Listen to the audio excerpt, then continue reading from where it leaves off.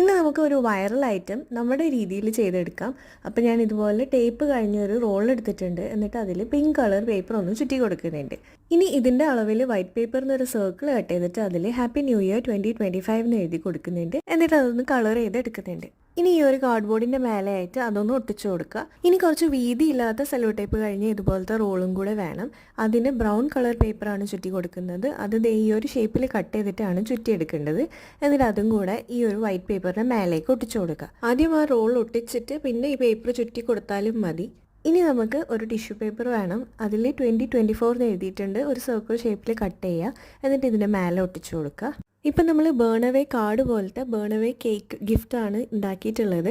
അപ്പോൾ നമ്മളുടെ new year സ്പെഷ്യലായിട്ട് 2024 ഉണ്ടായ എല്ലാ വിഷമങ്ങളും കത്തിച്ച് കളയുക. ഒരു ഹാപ്പി ന്യൂ ഇയർ വിഷ് ചെയ്യുന്നു. നിങ്ങൾക്ക് ഈ ഒരു ഇയർ എങ്ങനെ ഉണ്ടായിരുന്നു എന്ന് കമൻറ്റ് ചെയ്യുക. വീഡിയോ ഇഷ്ടമായിട്ടുണ്ടെങ്കിൽ ലൈക്ക് ചെയ്യുക. നെക്സ്റ്റ് വീഡിയോയിൽ കാണാം. ബൈ.